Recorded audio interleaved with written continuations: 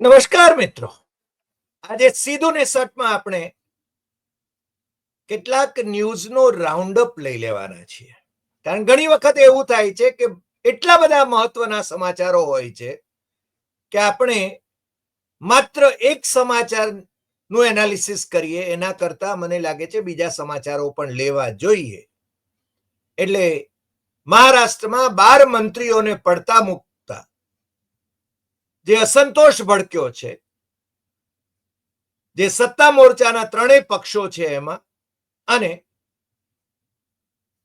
બાકીના જે સમાચારો છે એમાં ખાસ કરીને ગૌતમ અદાણીને કોંગ્રેસે મોટા કર્યા છે એવો લોકસભામાં સત્તા પક્ષ તરફથી કહેવામાં આવ્યું, એની પણ આપણે વાત કરીશું. અને જમ્મુ કાશ્મીરમાં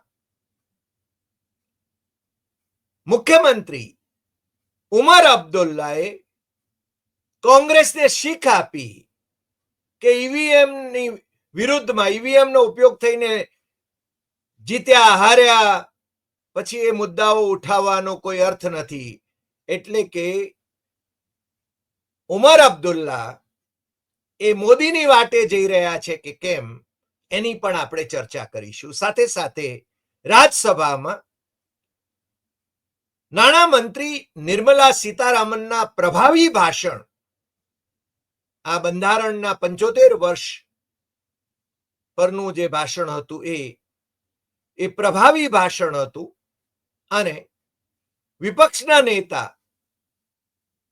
મલ્લિકાર્જુન ખડગે જે રીતે માન્ય વડાપ્રધાને ગઈકાલે લોકસભાની અંદર જે 1 કલાક અને 49 મિનિટનું ભાષણ કર્યું એનો છેદ ઉડાડી દેતા, એમના જુઠ્ઠાણાઓને બેનકાબ કરતા જે ભાષણ કર્યું એની પણ થોડીક ઝલક આપણે આ એપિસોડમાં આપી દઈશું. સૌથી પહેલી વાત મહારાષ્ટ્રની. મહારાષ્ટ્રમાં નાગપુરમાં, કારણ કે નાગપુર ઉપરાજધાની છે, મુંબઈ રાજધાની અને ઉપરાજધાની નાગપુર, એટલે ત્યાં શીત અધિવેશન થઈ રહ્યું છે. અને ત્યાં નવા 39 મંત્રીઓના શપથ રાજ્યપાલશ્રીએ લેવડાવ્યા ગઈકાલે.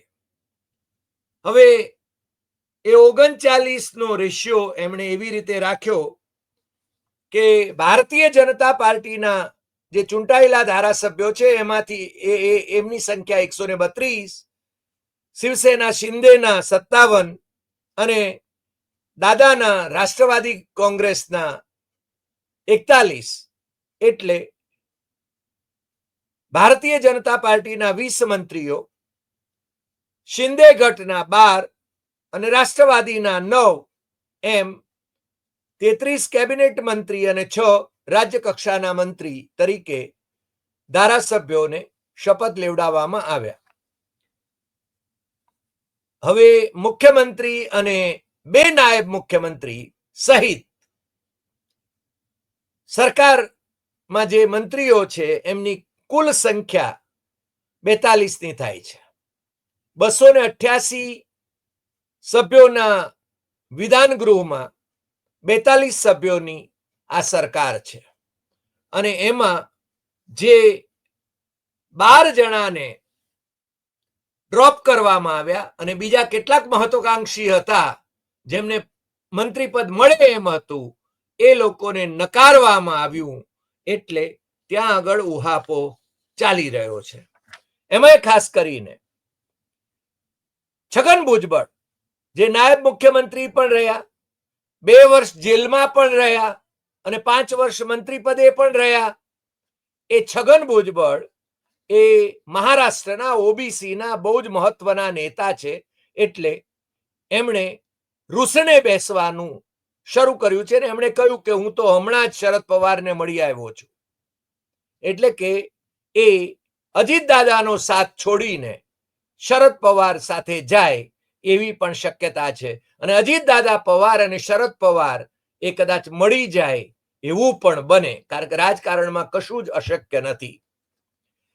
છગન ભુજબળની નારાજગી છે એણે પ્રગટપણે રજૂ કરી છે. મહારાષ્ટ્રના જે નેતાઓ છે, સર્વપક્ષી નેતાઓ, એ પ્રગટપણે પોતાનો અસંતોષ વ્યક્ત કરી શકે છે, ભારતીય જનતા પાર્ટીના નેતાઓ સિવાય. કારણ કે ભારતીય જનતા પાર્ટીના નેતાઓને મોઢે તાળા હોય છે.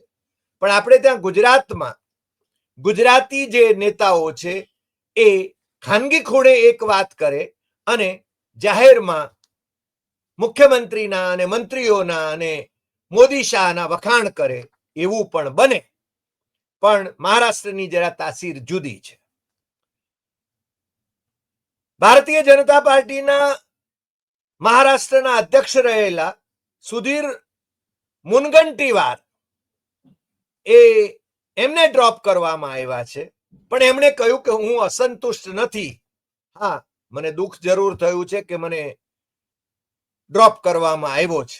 અસંતુષ્ટ નથી, કારણ કે હાઈકમાન્ડે જે નિર્ણય લીધો છે એ સ્વીકાર્ય છે, પણ દુઃખ તો થવું સ્વાભાવિક છે. વિજયકુમાર ગાવિત એ એમના કન્યા સુપ્રિયા ગાવિત એ કેન્દ્રીય કિસાન યોજનામાં 10 કરોડની સબસિડી નું પ્રકરણ જે ગાજ્યું, એમાં એમને મંત્રી તરીકે કાપી નાખવામાં આવ્યા એવું મનાય છે. એ ભારતીય જનતા પાર્ટીના નેતા છે. કારણ કે ભારતીય જનતા પાર્ટીના નેતાઓ આમ તો દૂધે ધોયેલા હોય, પણ ક્યારેક ક્યારેક એમને જ્યારે ડ્રોપ કરવાના હોય ત્યારે એમને આ રીતે કોઈક કૌભાંડ સાથે એમનો સંબંધ છે અથવા તો એમની દીકરીનો સંબંધ છે એટલે એમને ડ્રોપ કરવામાં આવે છે. સુરેશ ખાડે સાંગલી જિલ્લાના ભાજપના નેતા છે અને એ રાજ્યમંત્રી પણ રહી ચૂક્યા છે, કેબિનેટ મંત્રી પણ રહી ચૂક્યા છે, પરંતુ એમની કામગીરી એ સારી ન હોવાના કારણે એમને ડ્રોપ કરવામાં આવ્યા છે. બીજા રવિન્દ્ર ચૌહાણ ભાજપના વરિષ્ઠ નેતા છે, એમને પણ ડ્રોપ કરવામાં આવ્યા છે. દીપક કેસરકર એ આમ તો તમને ખ્યાલ હશે કે જ્યારે શિવસેના શિંદે તૂટી અથવા તો એને છે ને જ્યારે તોડવામાં આવી ઓપરેશન લોટસ સમયે અને વાયા સુરત, ગુવાહાટી, પણજી, મુંબઈ એ જે આખો પ્રવાસ ધારાસભ્યોને કરાવવામાં આવ્યો અને ત્યાં સરકાર રચાઈ અને એકનાથ શિંદેને મુખ્યમંત્રી પદના શપથ લેવડાવવામાં આવ્યા, ત્યારે એમના બહુ જ નિકટના સાથી ગણાતા દીપક કેસરકર એ પ્રવક્તા તરીકે કામ કરતા હતા અને એમને ભાજપ સાથે જામતું નહોતું. સ્થાનિક ભાજપના નેતાઓ સાથે એમને જામતું નહોતું, એટલે એમનો ભયંકર વિરોધ કરવામાં આવ્યો, એટલે એમને સરકારમાં લેવામાં આવ્યા નથી, એટલે મંત્રી પદે નથી લીધા. તાનાજી સાવંત એ એકનાથ શિંદેના ખાસ કહેવાય એવા આરોગ્ય મંત્રી તરીકે કાર્યરત હતા, પરંતુ એમને ડ્રોપ કરવામાં આવ્યા છે. મેં કહ્યું એમ કે નાયબ મુખ્યમંત્રી રહેલા, મુંબઈના મેયર રહેલા, શિવસેનાના નેતા રહેલા અને પછી શરદ પવારની આંગળી પકડીને કોંગ્રેસમાં ગયેલા અને પછી રાષ્ટ્રવાદીમાં ગયેલા એ છગન ભુજબળ એ 2 વર્ષ જેલમાં રહ્યા અને 5 વર્ષ એ પાછા મંત્રી થયા. એ નાયબ મુખ્યમંત્રી પણ રહ્યા અને ઓબીસી ચહેરો છે, એટલે એ રીતે બહુ મહત્વની વ્યક્તિ છે અને અત્યારે તો એ ખુલ્લેઆમ પોતે નારાજ છે એવું કહે છે અને એ શું કરશે આવતીકાલોમાં એ કહેવાય નહીં. દિલીપ વળસે પાટીલ એમને એ મંત્રી રહ્યા છે, પરંતુ એમની તબિયત સારી નથી એવું બહાનું કાઢીને એમને ગઈ વખતે સહકાર મંત્રી હતા એમને ડ્રોપ કરવામાં આવ્યા છે. ધર્મરાવ બાબા આત્રામ એ શરદ પવારની એમણે ટીકા કરેલી અને એટલા માટે એમને આની અંદર એટલે પાછા કહે છે કે મારી એ ભૂલ હતી મોટી અને આ બારામતીનું ઘર ફૂટ્યું એવો એમણે આક્ષેપ કર્યો હતો, એટલે એમને મંત્રીમંડળમાં લેવામાં આવ્યા નથી. એટલે કે રાષ્ટ્રવાદી કોંગ્રેસના આંતરિક વિવાદની અંદર એ સંડોવાયેલા છે એવું કહેવામાં આવે છે.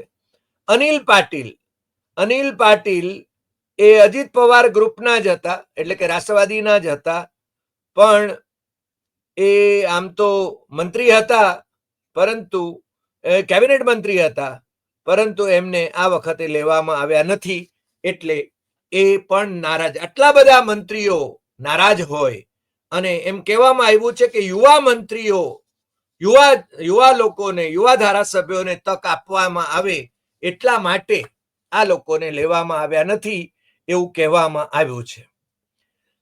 આજે બીજા જે મહત્વના સમાચાર જે કહી શકાય એ, અને ખૂબ મહત્વના સમાચાર દેશને માટે, કે 16 ડિસેમ્બર 1971, તમને ખ્યાલ હશે કે પાકિસ્તાનના 90,000 કરતા વધુ સૈનિકો અને અધિકારીઓ એ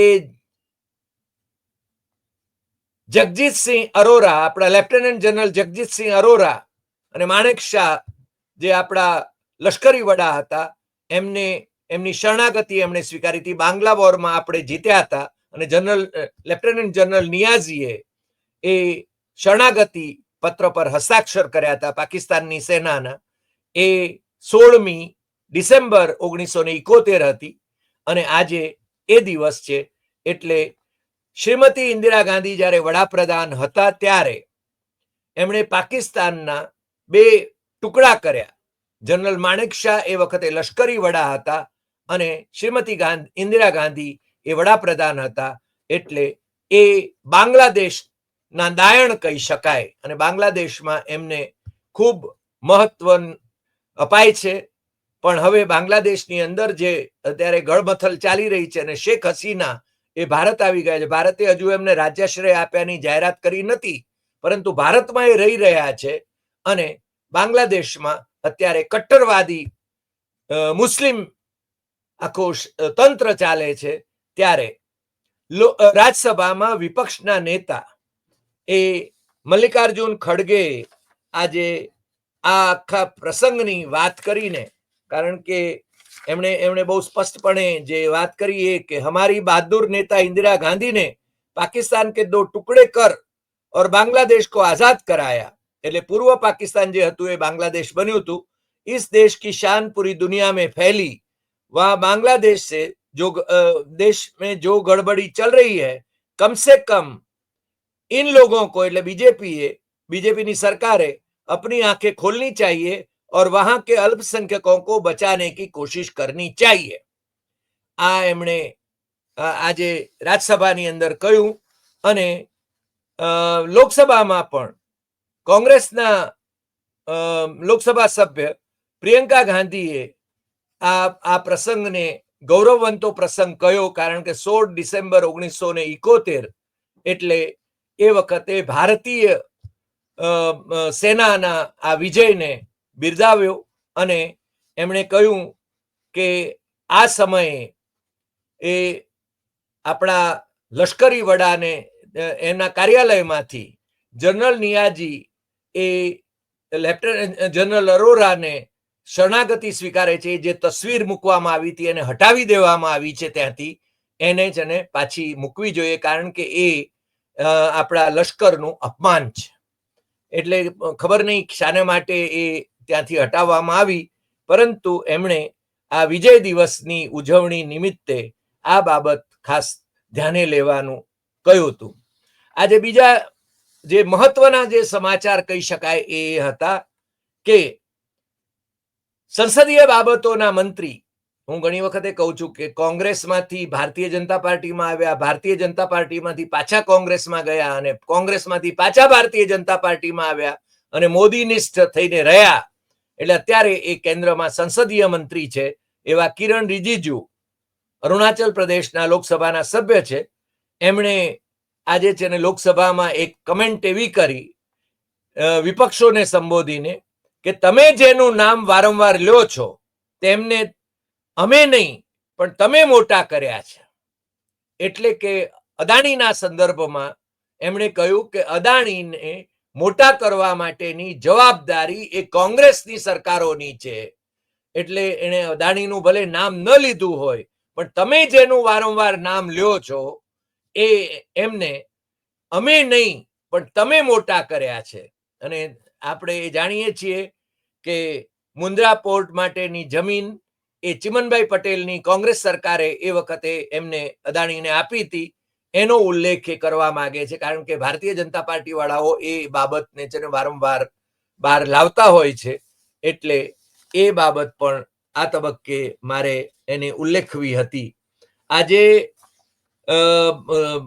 રાજ્યસભામાં આમ તો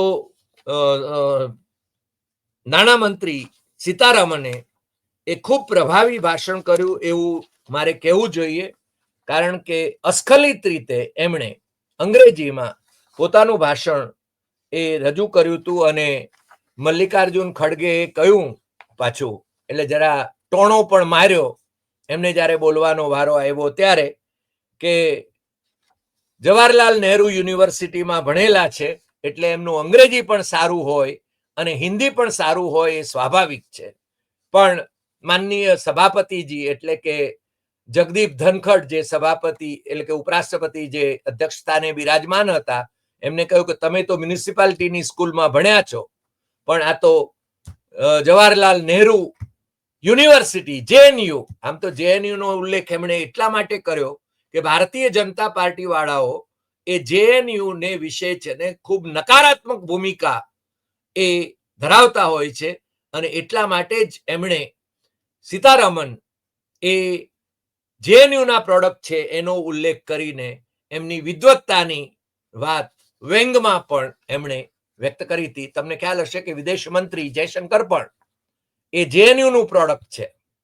અને JNU માંથી અનેક IAS અને IPS અધિકારીઓ, અનેક રાજનેતાઓ એ છે ને ત્યાંથી પેદા થયા છે. અને JNU તમને ખ્યાલ હશે કે જવાહરલાલ નહેરુ યુનિવર્સિટીની સ્થાપના એક ગુજરાતીએ કરી હતી, અને એ ગુજરાતીનું નામ હતું જસ્ટિસ મોહમ્મદ કરીમ ચાગલા. મોહમ્મદ કરીમ ચાગલા એ બોમ્બે હાઈકોર્ટના ચીફ જસ્ટિસ હતા, અને નહેરુની કેબિનેટમાં અને ઇન્દિરા ગાંધીની કેબિનેટમાં એ મંત્રી હતા.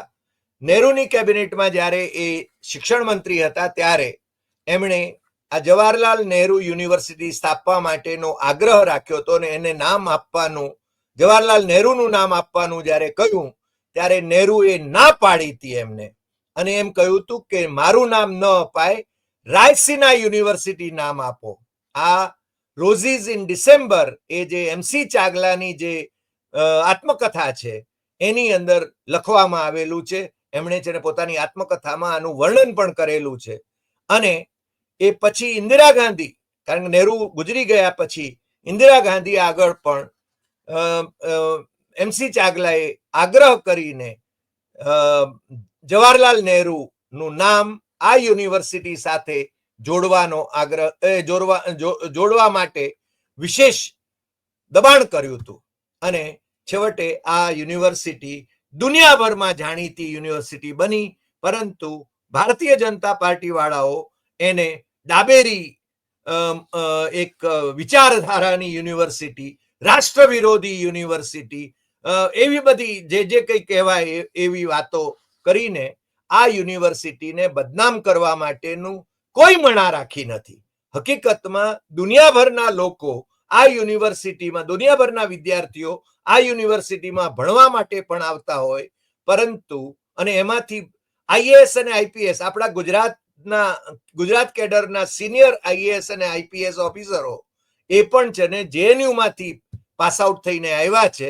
પરંતુ ભારતીય જનતા પાર્ટી જ્યારે શાસનમાં આવી ત્યારે એ JNU ના જે પ્રોડક્ટ છે એ લોકોએ પણ ભારતીય જનતા પાર્ટીની કુર્નિશ બજાવવાનું પસંદ કર્યું હતું. કારણ કે આપણે ત્યાં સનદી સેવાના અધિકારીઓ એમનામાં they are spineless creatures. સરદાર પટેલને જે અભિપ્રેત હતો, સ્ટીલ ફ્રેમની વાત જે કહીએ કે એ custodian of state interest, Sardar પટેલનું ભાષણ તમારામાંથી જેમને રસ હોય એમણે કોન્સ્ટિટ્યુઅન્ટ એસેમ્બલીમાં સરદાર પટેલે સનદી સેવા માટે, કારણ કે IAS ની શરૂઆત એમણે કરાવી હતી, કારણ કે આપણે ત્યાં ICS એ બધા જવાના હતા. જે મુસ્લિમ અધિકારીઓ હતા ICS એ પાકિસ્તાન ગયા, અને જે અંગ્રેજ હતા એ બધા છે ને પાછા પોતાને દેશ ગયા. પણ એ વખતે છે ને આપણું એડમિનિસ્ટ્રેશન એ આખા દેશનું એડમિનિસ્ટ્રેશન એ બરાબર ચાલે એટલા માટે સરદાર પટેલે 1946માં જ્યારે એ મેમ્બર હોમ હતા, વચગાળાની સરકારમાં એ ગૃહમંત્રી હતા, ત્યારે એમણે આ IAS ની શરૂઆત કરાવી હતી.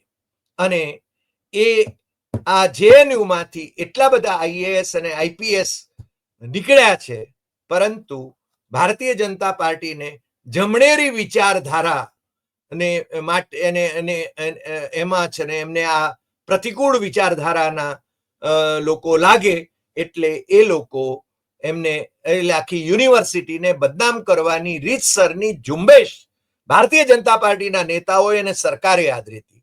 અત્યારે ભારતીય જનતા પાર્ટી એમના વાઇસ ચાન્સેલરને એ બધા નોમિનેટ કરે છે, પરંતુ ત્યાં જમણેરી વિચારધારા એને છે ને ત્યાં પ્રોપોગેટ કરવાની આખી કોશિશ થઈ રહી છે, અને JNU નું આખું કલ્ચર બદલાઈ રહ્યું હોય એવું લાગ્યા વિના રહેતું નથી. આજે આટલી વાત. ફરી મળીશું નવા એપિસોડમાં નવા વિષય સાથે. તમને જો આ એપિસોડ ગમ્યો હોય તો સૌથી વધુ શેર કરશો, લાઈક કરશો, કમેન્ટ કરશો, અને આપણી યુટ્યુબ ચેનલ ડોક્ટર હરિદેસાઈ સત્યમ એવમ તથ્યમ એ સબસ્ક્રાઇબ કરવા માટે મિત્રોને જરૂર જણાવશો. નમસ્કાર.